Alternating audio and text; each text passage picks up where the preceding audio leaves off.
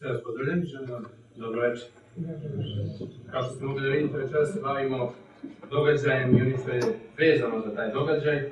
Znači događajem koji je ili najveća radost i najveće čudo u istoriji, ili najveća zabluda, najveća prevara u istoriji. Šta je to dvoje? Vidjet ćemo večeras. Naše večerašnje istraživanje je pokazalo da je Isus Hristos osoba koja ni na koji način ne može biti prihvaćena samo kao mudrac, prorok, običan čovjek. Takva mogućnost ne postoji.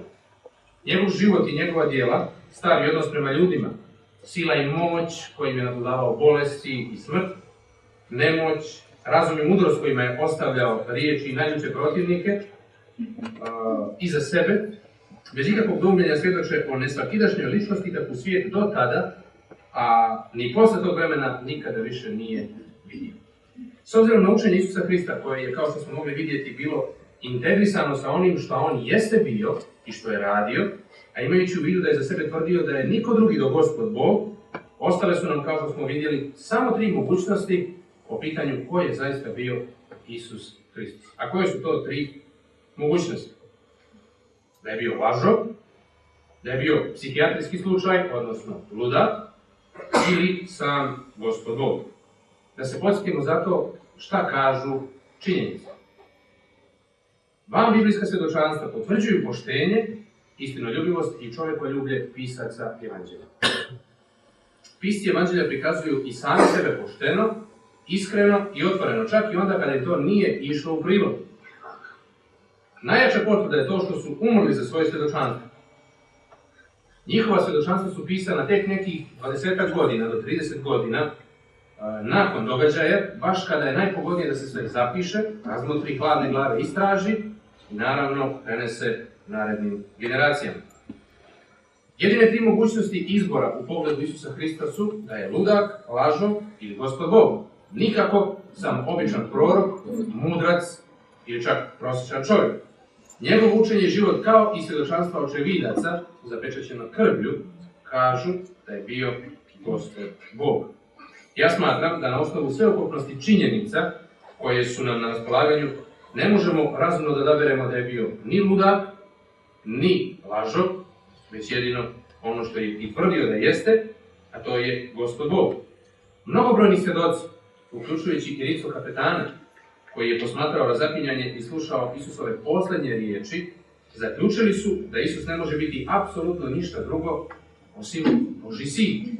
Međutim, postoji još dokaza koji svjedoče u prilog toga da je on bio spasitelj i to čitavog čovječanstva. A koji su to dokazi? Sinoć smo rekli da je prosto nevjerovatno da jedan prevarant koji je namjerio da laže i sebe predoči javnosti kao Boga, odnosno nešto što nije, izabere sada jevrejski narod sa 1000-godišnjom monoteističkom tradicijom, da pokuša da ga prevari i da ga ubijedi da je Bog sišao među ljude u ljudskom tijelu, ako je 1000 puta to lakše učiniti u jednom Egiptu, gdje su bogovi smatrani ljudima, odnosno ljudi bogovima, odnosno u jednoj Grčkoj, gdje su također bogovi živjeli na neki način, bar u ljudskom komšiluku. Zbog čega bi Bog odabrao baš jevrejski narod, da se u njemu eventualno pojavi kao čovjek, i ne samo da se pojavi kao čovjek, nego da dozvoli da ga muče, da ga pljuju, da mu se rugaju, da ga razapnu na krst? Zašto baš jevrejski narod? I kako je mogao da očekuje da mu ljudi vjeruju, gledajući ga kako ga poniženog, pretučenog, ispljuvanog, vode i razapinju na krst? Nešto tu nije bilo logično, ili bar nije djelovalo logično. Pogledajmo naredni tekst. I narod stajaše da gledaše, a i knezovi s njima rugahu mu se govoreći: drugima pomože, neka pomože i sebi, ako je on Hristos, izabranik Božji. Znači, svima je bilo jasno da Isus i jeste pomagao drugim ljudima, ali nikome nije bilo jasno kako to da ne može da pomogne sam sebi da siđe s krstom. Ali da li zaista nije mogao da pomogne sebi i da siđe s krstom? Hajdemo redom. Kako to da je Bog baš izabrao da se rodi kao čovjek? I što je još čudnije, kako to da je Bog očekivao da ga ljudi prepoznaju u ljudskom obliku? Zar je mogao da očekuje da ljudi u čovjeku prepoznaju Boga lično? Prije nego se pozabavimo ovim pitanjem, moramo ukratko da rekapituliramo osnovne postavke biblijskog učenja da bismo mogli da odgovorimo na ova pitanja. Biblija nas izvještava da je svemir, uključujući i našu planetu, na kojoj živimo, tako, nastao kao proizvod Božijeg stvaralačkog djelovanja. I to s ciljem da se radost života i radost postojanja u koju Bog uživa podijele sa bićima koje će Bog da načini po svom liku, obdarivši ih sposobnostima svjesnosti, razumnosti, osjećajnosti itd. Sve je išlo kako treba, sve dok jedno od stvorenih bića, i to ne bilo koje, vrhovni anđeo, zapovjednik anđeoske vojske, nije počeo da zaključuje da nije Bog jedini koji je dostojan da mu se klanjaju, da ga obožavaju i da ga slušaju. Jer ko drugi, ako ne on sam još, jeste isto tako i lijep, i mudar, i pametan, i zapovjednik je nebeske vojske, prvi među anđelima. Evo šta nas prorok Ezekil izvještava o tome. Ti si pečat savršenstva, pun si mudrosti, nema dileme, i sasvim si lijep, također nema dileme. Bio si u Edenu vrtu Božijem i pokrivalo te je svako drago kamenje. Sarad, topaz, dijamant, hrisolit, onik, jaspis, sapir, karbunkul, smaragd i zlato. Onaj dan kad si se rodio, načinjeni ti biše bubnji tvoji i svirali. Ti si bio herubim, pomazan da zaklanjaš, i ja te postavim. Ti bješe na svetoj gori Božjoj, hođaše posred kamenja ognjenoga. Savršen bješe na putovima svojim od dana kada se rodi, dokle se ne nađe bezakonja na tebi. Od mnoštva trgovine svoje napunio si se iznutra bezakonja, odnosno nasilja, i griješio si. Sada ću te baciti kao nečistotu s gore Božije i zatrču te između kamenja ognjenoga herubime zaklanjača. Srce se tvoje ponese ljepotom tvojom, ti pokvari mudro svojim svjetlošću svojom. Bacit ću te na zemlju, pred careve ću te položiti da te gledaju. Da li je bilo osnova o Božjoj riječi da se vrhovni anđel, Lucifer, divi sam sebe? Je li bio lijep? Itekako. Ako Bog kaže tako nešto. Da li je bio mudar? Bio je. Da li je bio moćan?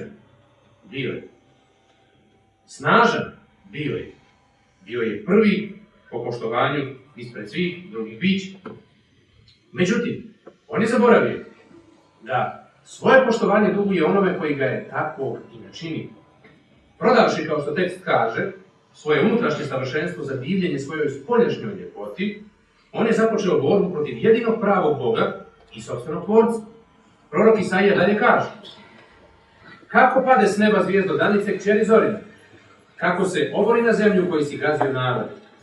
A govorio si u srcu svom, izaći ću na nebo, više zvijezda Božijih podignuću prijesto svoj i sješću na gori zbornoj na strani sjevernoj. Izaći ću u visine nad oblake i izjednačit ću se s višem. U svojoj namjeri on je, možemo slobodno reći, započeo predizbornu kampanju za dobijanje glasača, da se Bog makne sa prestola, a da on zauzme njegovo mjesto. Kad tad Bog je znao da će i novostvorena planeta Zemlja doći na udar ovakve jedne političke kampanje. I zbog toga povjerenje njenih stanovnika prema Bogu mora biti ispitano, provjereno. Zato je Bog stvaranjem čovjeka dao jednu mogućnost da čovjek bude testiran. I to putem poznanja dobra i zla na jednome drvetu, čiji je plod bio zabranjen za upotrebu. Izvještaj kaže da su prvi ljudi već pali na prvome testu. To je nama dobro poznato. Zapovijest je prekršena i istorija ove planete krenula je sasvim pogrešnim tokom. Savršenstvo stvorenja i okoline je bilo potpuno narušeno. Jedina kazna koja je bila predviđena za prestup Božje zapovijesti jeste smrt.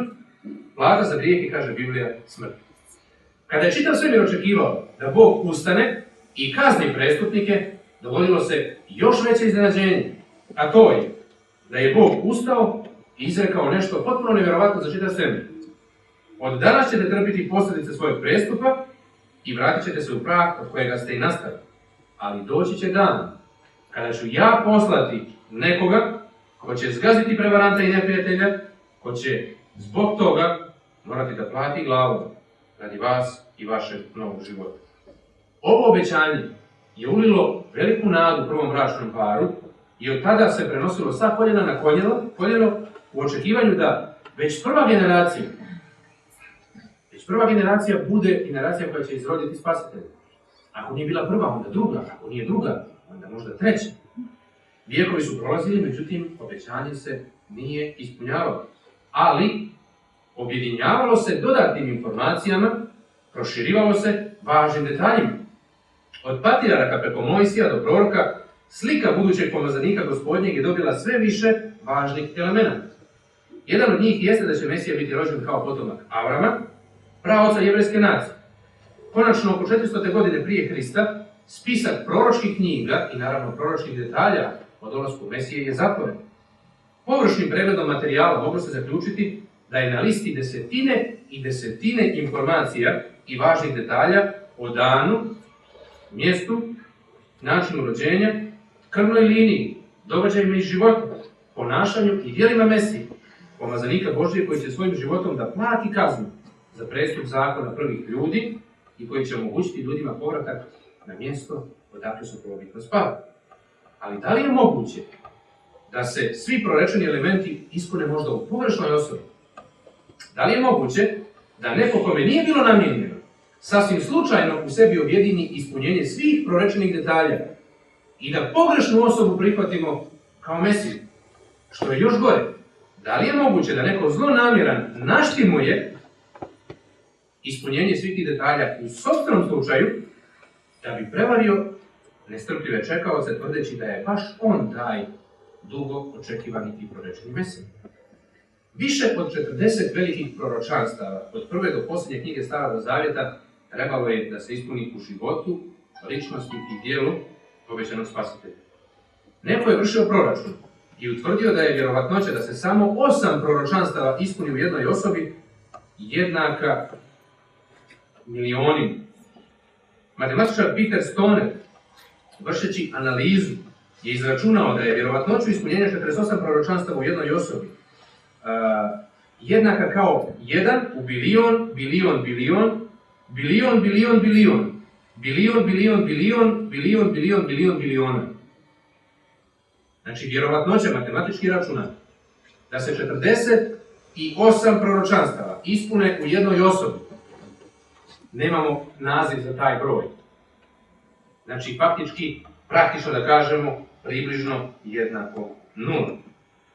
On je proračunao da ako uzmete toliki broj srebrnih dolara, oni bi prekrili državu Teksas do visine od 60 cm. A onda kada vam neko kaže, idi i pronađi onaj pravi, kolika je vjerovatnoća da bude pronađen? Kaže, tolika je vjerovatnoća da se ova proročanstva ispune u pogrešnoj osobi. Znači, očigledno je da je vjerovatnoća apsolutno nikakva.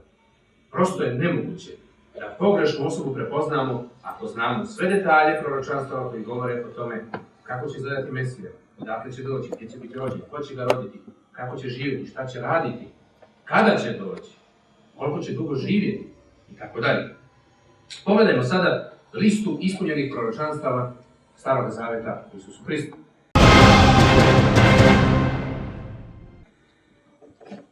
On je bio obećano sjeme Avramovo, iz Judinog plemena. On će biti s nama Bog, što znači Bog u ljudskom tijelu. Mjesto rođenja Vitlejem, vrijeme krštenja, 27. godina nove ere, po Danielu 9.25, rodit će ga djevica, darovat će ga carevi, pred njim će se pojaviti obećani preteča, služit će u Galileji, bit će čudotvorac. Biće prorok, imat će posebnu ličnost, karakter, Jevreji će ga odbaciti, slavno će ući u Jerusalim, bit će izdat od prijatelja, prodat za 30 srebrnika, taj će novac biti dat za lončarem u njivu, ostavit će ga i njegovi učenici, bit će ranjen i bijen i razapet sa zločincima. Provodene će mu biti ruke i noge, bit će ismijavan zbog svog pouzdanja u Boga, vabit će sa krsta, kosti mu neće biti slomljene, bit će sahranjen u grobu bogatog čovjeka i na kraju će vaskrsnuti. Treba li nam nešto više? Posebno želim da naglasim da je pitanje biblijskih proročanstava i njihova preciznost bilo strast i fascinacija jedne od osoba koju Da Vincijev kod svrstava u listu velikih majstora Sionskog priorata, koja je također navodno vjerovala da Isus nije Bog. A ta osoba se bavila Danijelovim proročanstvima vrlo posebno, na poseban način i dugo ih istraživala. Ono što se mnogo ignoriše u biografijama o toj osobi jeste da je ta osoba napisala više od 1.000.000 riječi o ispunjenim proročanstvima, a posebno o proročanstvima knjige proroka Danijela. Ko je ta osoba? To je Sir Isaac Newton. Evo šta on kaže, a nalazi se po Da Vincijevom kodu navodno na listi velikih majstora navodne tajne organizacije Sionskih priora. Pogledajmo šta on kaže po pitanju Biblije. Božjim planom dato su proročanstvo Staroga Zavjeta, tako da nakon njihovog ispunjenja mogu biti interpretirana na osnovu događaja i njegovim proviđenjem objavljena na svijetu. Događaji predviđeni mnogo vijekova ranije postali bi potvrdan dokaz da je svijet vođen proviđenjem. Znači šta kaže Sir Isaac Newton? Biblija je prepuna proročanstava predviđenim unaprijed što se tiče budućih događaja. Ti događaji kada se ispune postaju potvrdan dokaz da proviđenje vodi ovaj svijet. Sir Isaac Newton imao je povjerenja u Bibliju. A mi smo vidjeli koliko je bila lažna priča o navodnom postojanju tajne organizacije Sionskih priora. Jedan od najjačih uticaja izvršilo je fascinantno proročanstvo o godini u kojoj će Isus biti kršten. Izrečeno je skoro 6 vijekova prije Hrista i ispunilo se tačno, u potpunosti, precizno, do kraja. Šta kaže to proročanstvo? Izrečeno je 457. Izrečeno je u 6. vijeku prije Hrista, 500 neke godine, a ono kaže da će 457. godine prije nove ere biti, jel tako, izdat dekret, ne kaže tako direktno, ja sada idem u srž i kažem ono što je realno po proročanstvu. Znači, proročanstvo kaže da će biti izdat dekret o gradnji ulica i zidova Jerusalima. Mi znamo da se to dogodilo 457. godine prije nove ere, da od tada treba računati 483 godine do jeseni 27. godine nove ere, kada će Isus biti kršten, da ostaju još 3,5 godine do proljeća 31. godine kada će biti razapet, da ostaju još 3,5 godine vremena jevrejskom narodu da prihvati Hrista, da se pokaje, da odbaci grijeh i vrati se Bogu.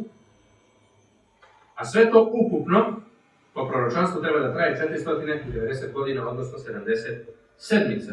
Ovo proročanstvo je bilo fascinantno i dan danas je fascinantno, tako da, u svakom slučaju, mi nismo jedini koji se danas bavimo interesantnim detaljima biblijskih proročanstava Staroga Zavjeta.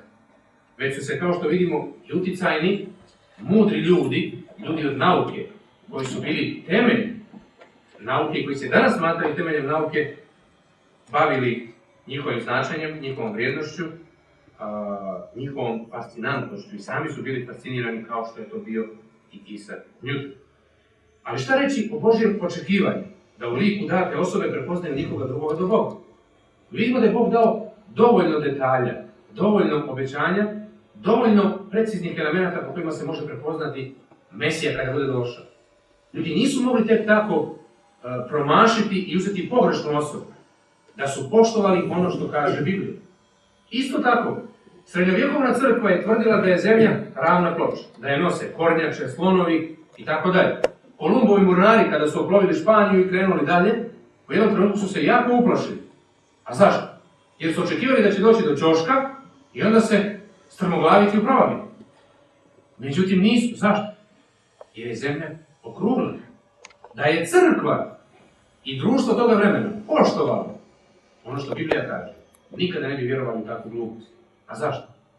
Zato što je 6, odnosno 7 i 15 vijekova prije Hrista napisano u Bibliji, u knjizi o Jobu i knjizi proroka Isaije, da je zemlja okrugla i da je okračena inače. I kogod god je čitao Bibliju, bio je dovoljno naučno potkovan i informisan da ne vjeruje u nebuloze i gluposti takve vrste. Šta reći onda o tako velikom i značajnom Božjem očekivanju da u Mesiji ljudi prepoznaju Boga? Da li je bilo potvrde ili nekog nagovještaja da će čovjek koga treba da prepoznaju kao Mesiju biti sam Bog lično? Postoji takav jedan detalj i zauzeo je jedno od najvažnijih mjesta među pokazateljima po kojima je trebalo prepoznati obećanog spasitelju. Pogledajmo šta je rekao prorok Isaija više od 7 vijekova prije Hrista. Jer nam se rodi dijete, sin nam se dade, kojemu je vlast na ramenu i ime će mu biti divni, savjetnik, Bog silni, Otac vječni, knez mirni. Kogod je želio da zna istinu, taj mogu da zna istinu. Kogod je želio da prihvati i posluša ono što Biblija kaže, nije mogao promašiti. Nije mogao pogrešnu osobu da prihvati kao obećanog Mesiju i obećanog spasitelja. Pogledajmo sljedeći scenarij. Radi se o jednoj interesantnoj osobi, a vi zaključite o kojoj. Njegov narod suočio se sa uništenjem. Njegovi roditelji su ga, još dok je bio dijete, smjestili u kutiju da bi osigurali njegov opstanak. Odrastao je da bi bio heroj, spasitelj da ostvari podvige koje običan čovjek ne bi mogao. Ko je to? Jeste sigurni? Je li Mojsije? Poznate ovu osobu? Poznate ovu osobu? Superman. Ista priča važi i za njega. Ovo što sam sada rekao je priča koja stoji u pozadini filma, odnosno priča Superman. A ista priča važi i za Mojsija. Otkud onda podudarnost? Stvaralci Supermana su dva jevrejska dječaka, Jerry Siegel i Joe Shuster. U filmu o Supermanu postoje aluzije i na Mojsija i na Hrista. A zašto? Zato što je Mojsije uvijek bio i ostao legenda jevrejskog naroda. Ova dva momka, autora Supermana, u stvari su na temelju priče o Mojsiju stvorili i priču o Supermanu. Mojsijeva riječ se uvijek cijenila u jevrejskog naroda. Uvijek. Jevreji su se uvijek dičili svojom vjerom u Mojsija i u proroke. A Mojsije je rekao da će im Bog poslati proroka kao što je on, koga treba slušati. Zato Isus kaže, Mojsije će da vam sudi, jer vi tvrdite da njemu vjerujete, a ne slušate. On će vam biti sudija. Kada su apostoli i ostali ljudi svojim očima vidjeli ispunjenje više vjekovnih proročanstava i Mojsija i proroka u ličnosti njihovog učitelja, kada je Isus konačno pred njihovim očima uhapšen i odveden na sud, što je ukazivalo na to da je prorečena smrt na pragu. Njihove radosti je tako nije bilo kraja, bili su oduševljeni i svjedočili svima i smrt ih nije mogla zaustaviti. Je li tako? Kako nije kad se toliko proročanstava ispunilo u Isusu Hristu? I Mojsijevi u koga su toliko vjerovali, i proročkih kojima su toliko vjerovali. Navodno. I kada se sve to ispunilo u Hristu pred njihovim očima, i kad je došao trenutak da ga hapse i da ga vode na sud, oni umjesto radosti i zahvalnosti Bogu, svi su se razbježili. Uprkos tolikoj preciznosti više vjekovnih proročanstava, svjedočanstvo Isusovih dijela, njegove sile i moći nad bolestima i patnjama ljudi, onoga trenutka kada Isus, apostoli su se jednostavno razbježali i ostavili ga samog. Čak i oni koji su se kleli da će dati svoj život za njega. Isusovo zapanjujuće spokojno prepuštanje mučiteljima, mirnoća u glasu i nespremnost da se bori za svoje oslobađanje djelovali su kao hladan tuš na uspaljenim umovima apostola koji su silno željeli da budu novi ministri u novoj svjetskoj Hristovoj vladi. Njihov 3,5 godine izgrađivan svijet odjednom se u trenutku srušio kao kula od karata, dok je dugo očekivani i svemoćni Mesija visio bespomoćno na krstu. Petar je bio spreman da potegne nož i da se bori za svoga učitelja. Međutim, kada mu Isus rekao ne, izbio mu iz ruke i posljednje sredstvo za borbu, tada je Petar nesposoban da se prilagodi novonastaloj situaciji, šokantnom slijedu događaja, ostavio svoga učitelja i dao se u bijeg. Kada su mu ljudi rekli da im djeluje poznato i da je i on vjerovatno bio Isusov učenik, prestravljeno je 3 puta ponovio da Isusa nikad nije vidio. Svi ostali se Jovana su već bili veoma daleko. Kada je Isusovo mrtvo tijelo spušteno u grob, sve im se već činilo kao jedan običan, nedosanjani san. Osjetili su se napušteni i izgubljeni. Život kao da se poigravao s njima.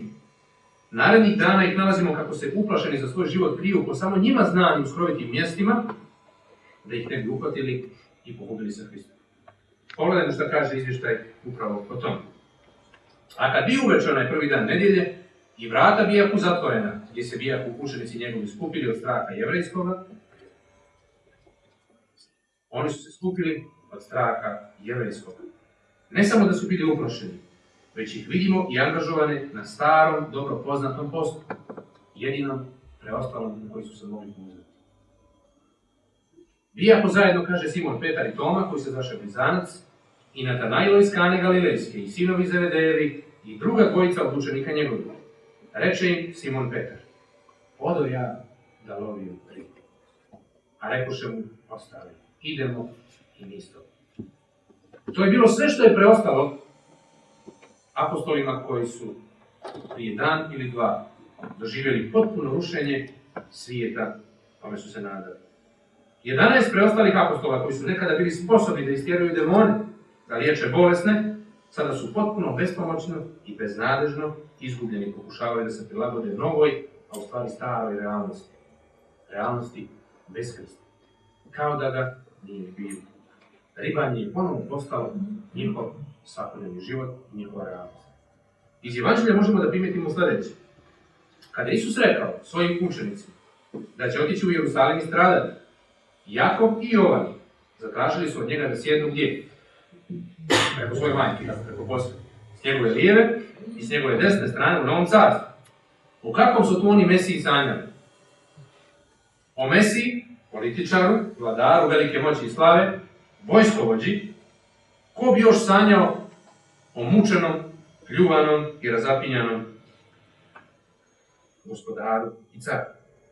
Problem je bio u tome što su Isusov život i učenje bili u ogromnom neskladu sa onim što su Jevreji propovijedali, učili i vjerovali, sa njihovim mesijanskim nagađanjima.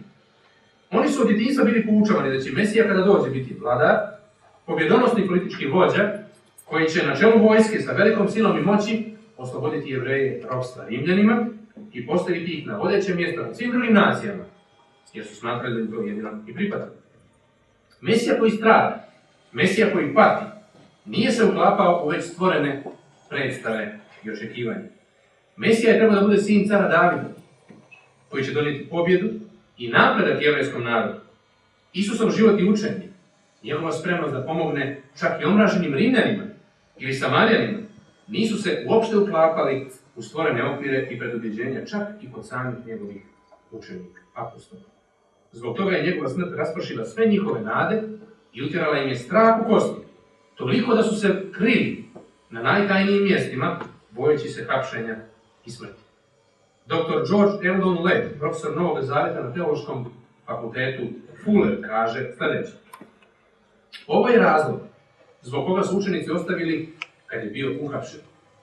Misli su im toliko bile ispunjene idejom o Mesiji pobjedniku, čiji je zadatak da pokori svoje neprijatelje, da kada su ga vidjeli sklonjenog i raskrvavljenog pod udarcima, bespomoćnog zarobljenika u Pilatovim rukama, i kada su vidjeli kako ga odvode, pribijaju na krst, da umre kao običan kriminalac, sve njihove nade o Isusu kao Mesiji su se skrhale.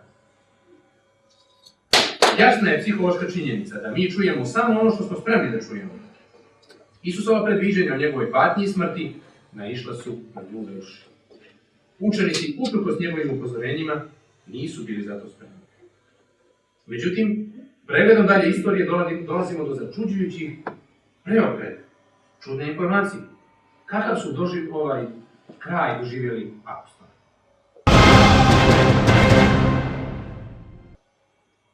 Evo što kaže tradicija. Petar razapet, Andrija razapet, Matej poginuo od mača, Jovan umro prirodnom smrću, Jakov Alfejev razapet, Filip razapet, Simon razapet, Tadija odstrijelen, Toma proboden koptem, Bartolomej razapet, Jakov, Jovanov brat, poginuo od mača. Zašto su ovi ljudi pobijeni? Da li možda zbog ribanja? Možda ih je pobila konkurencija zato što su po Isusovom savjetu bacali mrežu stalno s desne strane pa lovili previše ribe, pa konkurenciji nije ostalo ništa. Zašto bi ovi ljudi stradali? Za šta su oni dali svoj život? Da nisu možda počeli da se bore protiv omraženih Rimljana, sa zelotima, da ubijaju i kolju s leđe, da dižu ustavni? Čitajući njihova svjedočanstva zapisana u poslanicama, mi vidimo da su oni bili u potpunosti protivnici rata i protivnici zla svake vrste. Nisu se bavili trgovinom, a pogotovo ne trgovačkim marifetlucima. Međutim, platili su glavu. Ko je još želio da pobije ljude koji su bili prestrašeni, slabašni, bez hrabrosti? Dijela apostolska svjedoče, a vidjeli smo i van biblijski izvori potvrđuju da su apostoli, ali i mnogi drugi ljudi, odjednom postali nevjerovatno hrabri, spremni na svaku patnju, da bi drugima objavili vijest o Isusu Hristu. Kojem to Hristu? Krvavom, jadnom i napaćenom dobričini, kojeg su drugi toliko ponizili i mučili, čije je tijelo sahranjeno u kameni grob i zaštićeno stražom. Zar je on njemu trebalo tako propovijedati i dati život za njega? Ko je on? Kakva korist od takvog Mesije, koji je na najsramniji mogući način otišao u grob? Objašnjenje se nalazi u prvoj poslanici Korinčanima, apostola Pavla u 15. poglavlju. Jer vam najprije predado što i primih da Hristos umrije za grijehe naše po pismu i da bi ukopan i da usta treći dan po pismu i da se javi Kifi, a potom 11 apostola. Zbog ovoga objašnjenja 11 apostola je bilo mučeno i na kraju ubijeno. Ovdje se krije rješenje i precizno objašnjenje zbog čega su apostoli dali svoj život. Oni jadni i nesretni, obeshrabreni, ljudi koji nisu imali snage da priznaju da su bili s njim, pa makar i pogriješili, koji su bježali i krili se, sada odjednom izlaze pred sve i kažu da, Isus je vaskrsao. Mi smo bili prisutni, mi smo ga vidjeli, mi smo s njima razgovarali. Možete nas mučiti, ali to je činjenica. Možete nas i ubiti, ali to je činjenica. Međutim, neko će reći, a mnogo ljudi je umrlo za laž. A i oni su mogli da umru za laž. Možda su izmislili vaskrsenje. Jer od sramote nisu mogli da stanu pred ljudi. Morali su da nađu potvrdu za ono što su govorili. Tačno je da su mnogi umrli za vaskrsenje. Pardon, za laž. Ali su umrli zato što su vjerovali da je to istina. Teško da ćete naći i jednu osobu koja je znala da nešto nije istina, a da je bila spremna da zato umre. A kamoli 11 ljudi da da svoj život, znajući da je laž da Isus nije vaskrsao, odnosno bivajući i sami proizvođači takve jedne laži. Evo što kaže apostol Petar. Jer vam ne pokazasmo sile i dolaska Gospoda Isusa po pripovjetkama mudro izmišljeni, nego smo sami vidjeli slavu njegovu. Znači, to nisu pripovjetke mudro izmišljene. To je nešto što smo sami vidjeli. Očigledno je da su oni znali da naprave razliku između legendi i mitova i s druge strane stvarnosti. Već smo imali priliku da čitamo tekst apostola Jovana u njegovoj prvoj poslanici. Evo što on kaže. Što bješe iz početka, što čusmo, što vidjesmo očima svojima, što razmotrismo i što ruke naše opipaš. O riječi života. I život se javi, i vidjesmo, i svjedočimo, i javljamo vam život vječni koji bješe u Oca i javi se nam. Što vidjesmo i čusmo, to javljamo vama, da i vi s nama imate zajednicu. A naša zajednica sa Ocem i sa Sinom njegovim Isusom Hristom. I ovo vam pišemo da radost vaša bude ispunjena. I ovo je obećanje koje čusmo od njega i javljamo vama, da je Bog vidjelo i tame u njemu nema nikako. Sjetimo se tekstova apostola Luke. Budući da mnogi počeše opisivati događaje koji se ispuniše među nama, kao što nam predaše koji isprva sami vidješ, i sluge riječi više, namislih i ja, ispitavši sve od početka, po redu pisati tebi, čestiti Teofile, da poznaš temelj onih riječi kojima si se naučio. Ili sljedeći tekst. Prvu sam ti knjigu napisao o svemu Teofilu, što poče Isus stvoriti i učiti od dana do dana kada se uznese, pošto Duhom Svetim zapovjedi apostolima koje izabra pred kojima i po stradanju svome pokaza sebe živa mnogim istinitim znacima. I javlja mi se 40 dana i govori o carstvu Božijem. Očigledno je da su apostoli pisali ono što su sami vidjeli. Sami vidjeli i sami doživjeli. Njihovi pomoćnici pisali su ono što su oni vidjeli i prenosili za nas danas. To je jedini dokaz, jedini argument koji može potvrditi i opravdati njihovu smrt za svoju vjeru. Jedini argument zašto su mogli da daju svoj život za ono što su propovijedali. Zato što su sami bili svjedoci da je Isus ustao iz groba.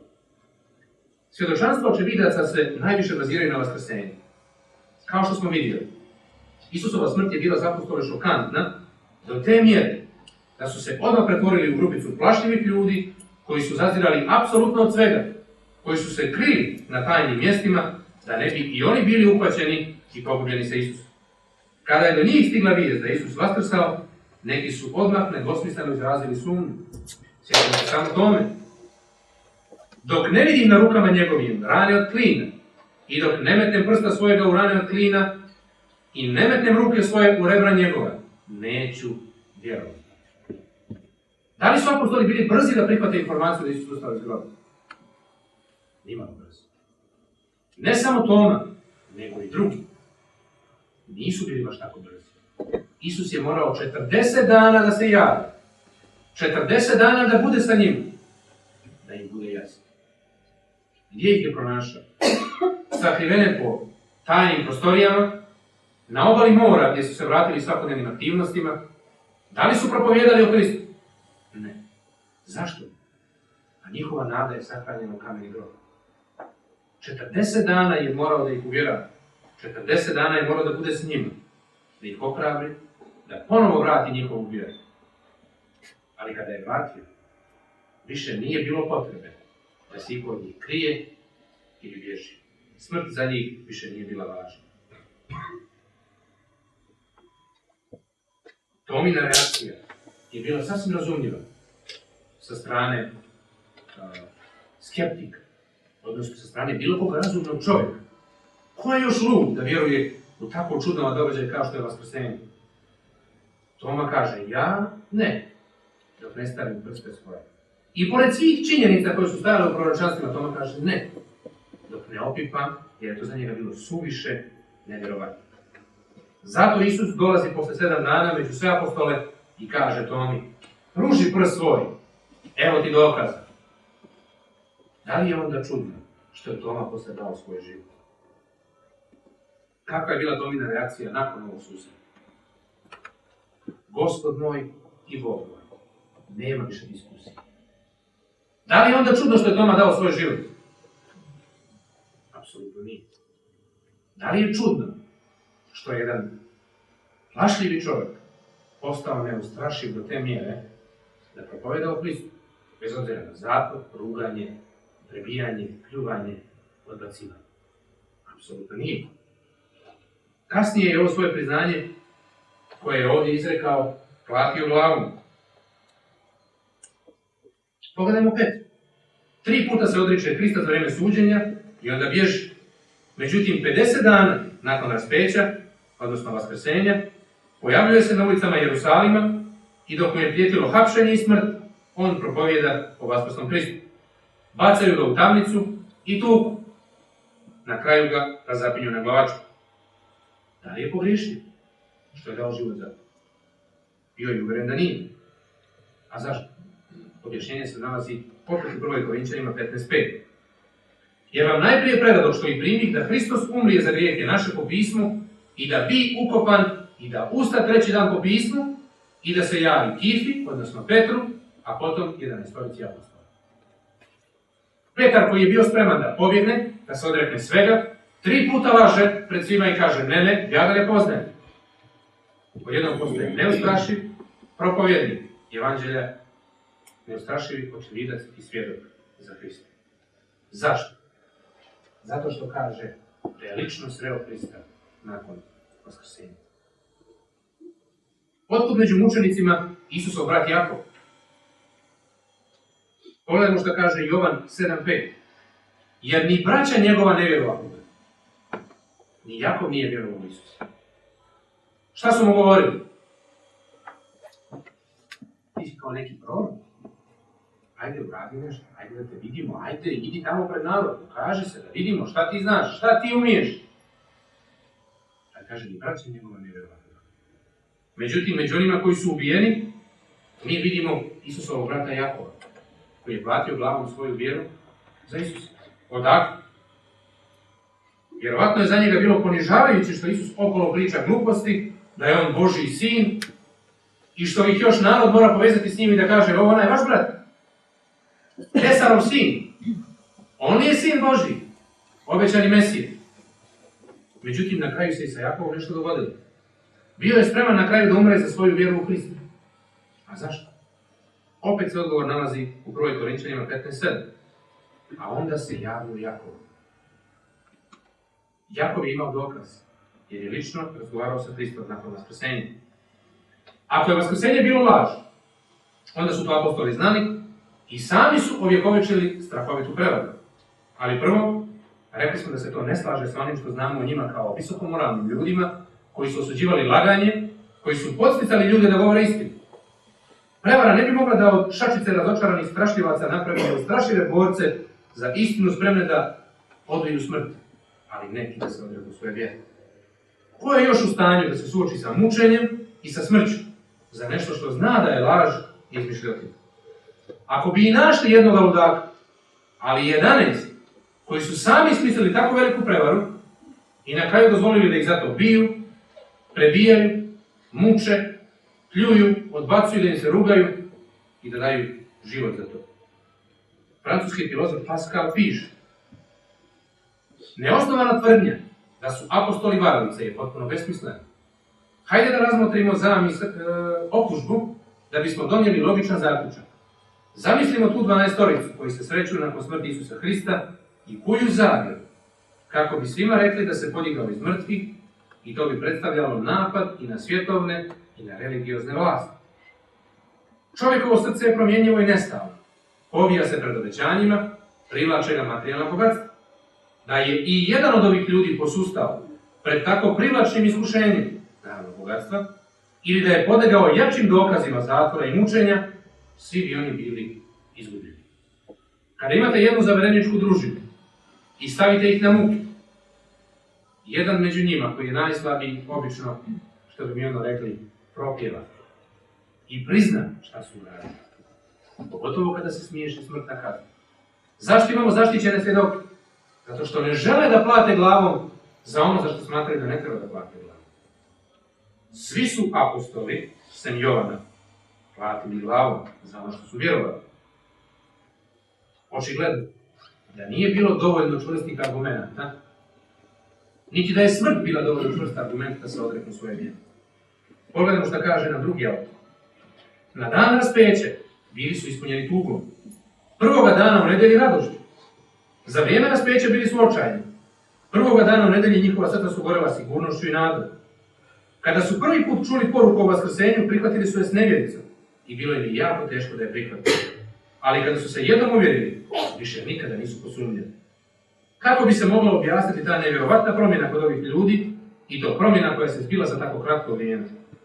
Obično premještanje tijela iz groba nikada ne bi moglo da preobrati njihov duh i karakter. 3 dana ne bi bila dovoljna da se razvije legenda koja bi toliko utjecala na njih. Potrebno je vrijeme da se jedna legenda razvije. To je psihološka činjenica koja zahtijeva potpuno objašnjenje. Pomislite na ličnosti ovih svjedoka.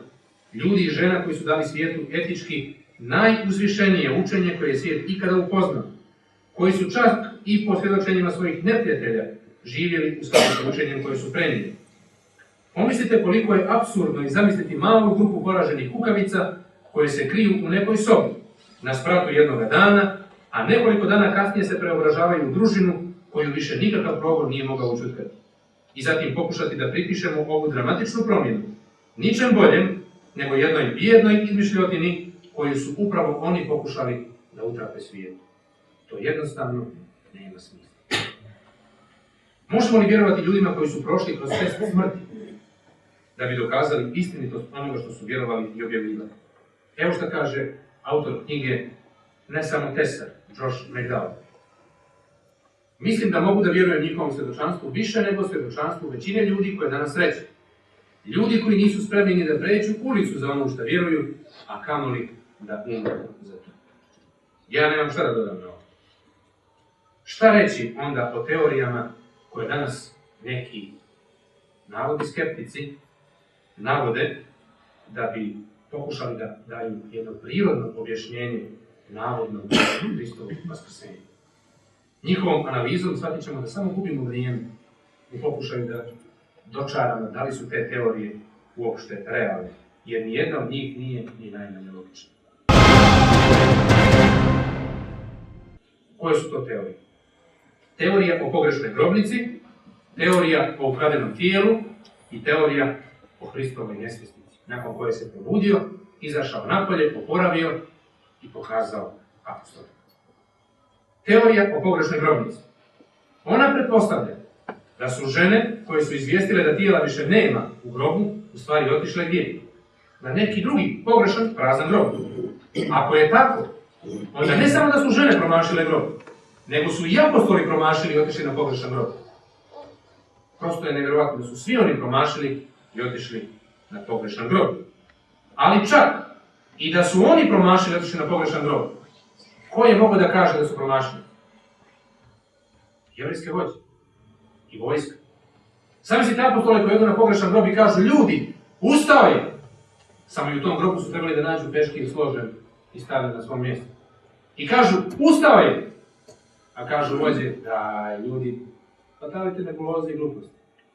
To su priče. To ćete da vam pokažemo gdje je njegov grob. A mi ga čuvamo već danima. Da je bilo mogućnosti da se tako nešto kaže, bilo bi rečeno. Ali nije moguće. Zato što nisu imali činjenice koje bi dokazali da je Isus ostao u grobu. Da su mogli da pokažu njegovo tijelo, oni bi ga pokazali. Ali nisu imali šta da pokažu.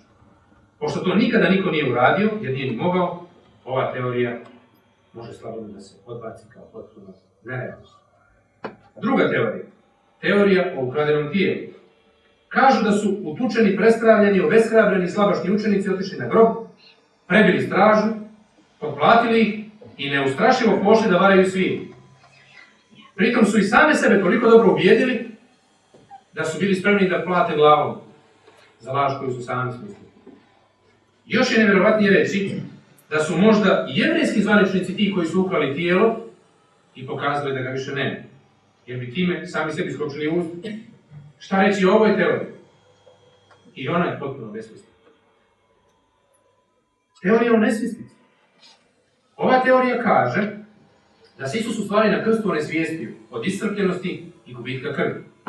Dok su drugi mislili da je on mrtav, on se kasnije povratio, izašao iz groba i oduševio apostola. Kako vam ovo djeluje?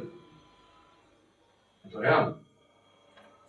Preživio je zapinjanje, legli su ga onesvješćenog u grob, on se čovjek osvijestio, smotao peškir, mahao kamen, možda prepao stražu ili ne znam ja šta, pošto bi se danas mnogi predstavili da vide da neko izađe iz groba.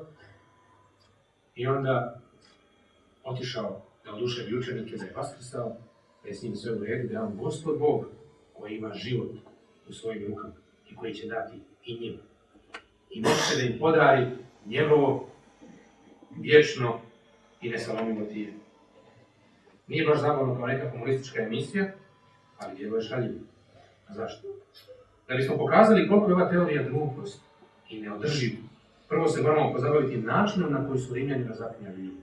A pogledajmo sad. Rimsko bičevanje, koje je prethodilo razapinjanju, bilo je izuzetno surovo. Sastojalo se od više desetina udaraca biča. Pri tom se koristio bič od upletenih kožnih traka sa metalnim kuglicama koje su bile utkane u njih i dijelovima oštre kosti na kraju. Kuglice bi stvarale nadnječenje i svakim novim udarcem otvorene rane, a kosti su sjekle meso žrtve. Leđa su bila toliko isječena da se nekada vidio i dio kičme. Bičevanje je pokrivalo sve od ramena pa do butina.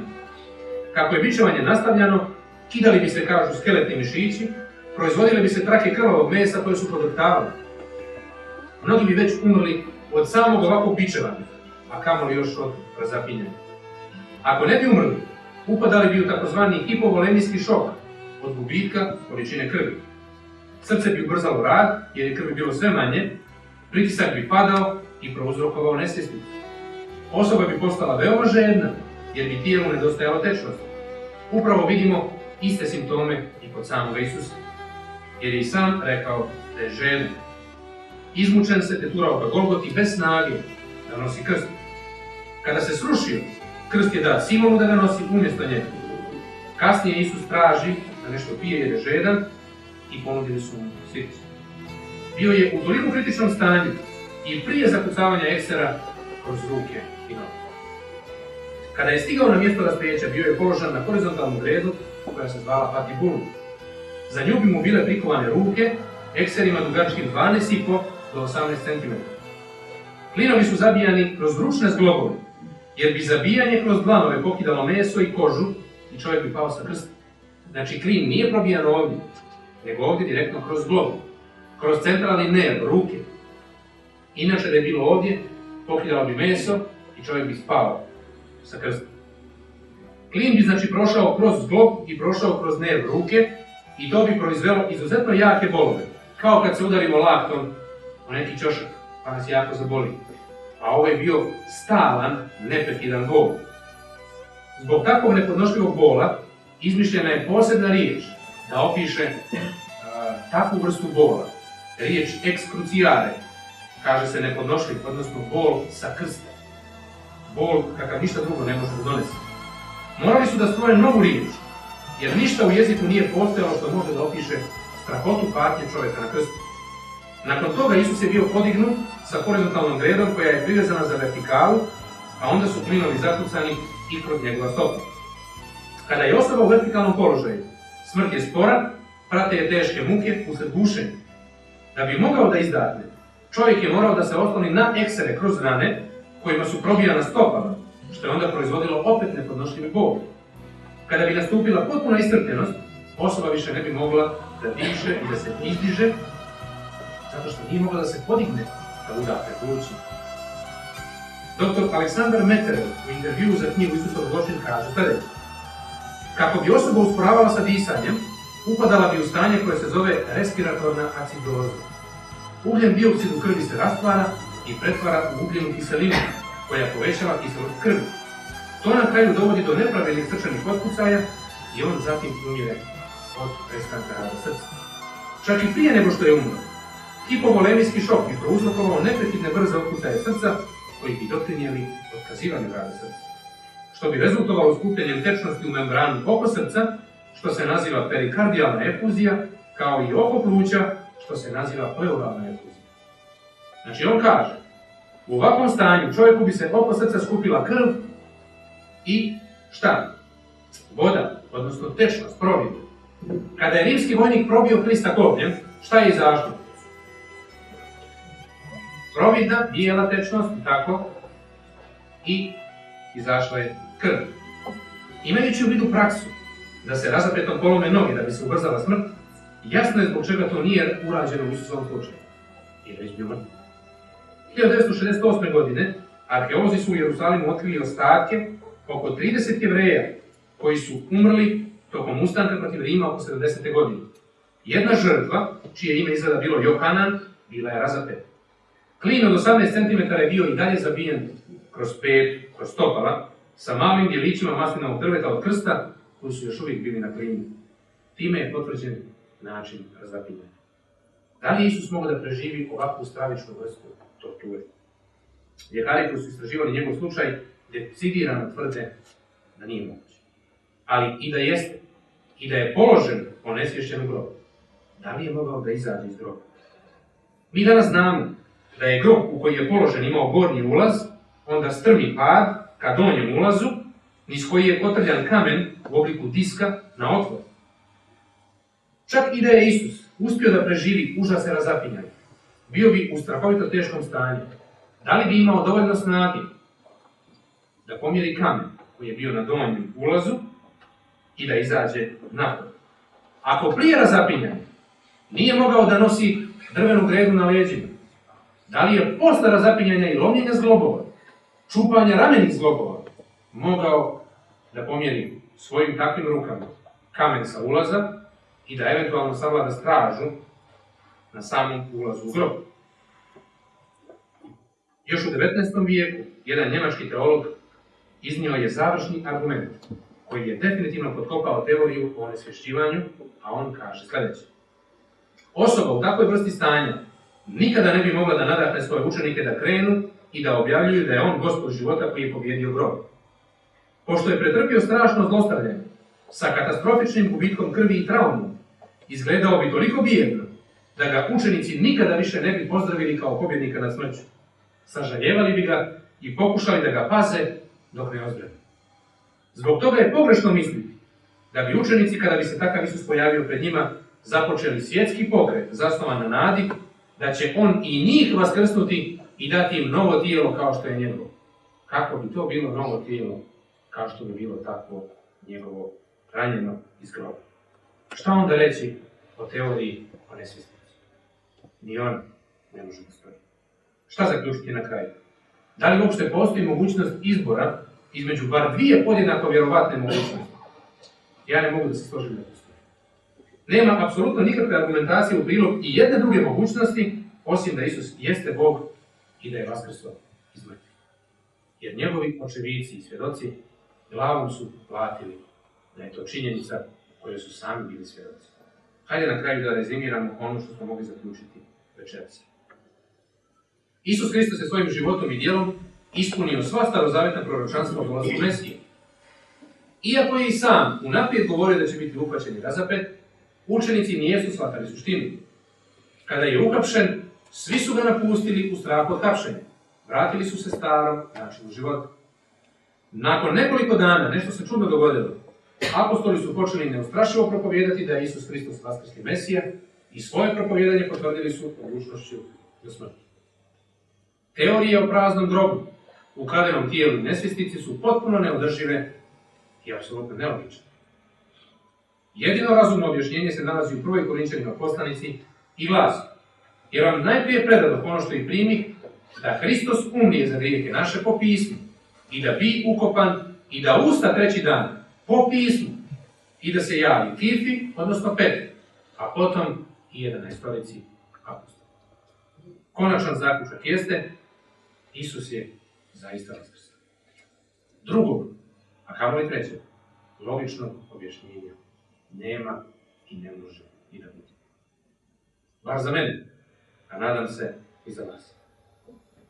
Šta da kažemo na tvrdnju Da Vinčijevog koda da je žena bila mnogo poštovanija prije nego što je došla hrišćanstvo, da je žena tada bila na tronu boginje, a da je dolaskom hrišćanstva zbog muškog šovinizma, muške sujete i ljubomore, žena svrgnuta sa prijestola i izmišljeno je novo božanstvo, ovog puta muškog u liku Isusa Hrista. Da li je žena zaista neprijatelj hrišćanske crkve?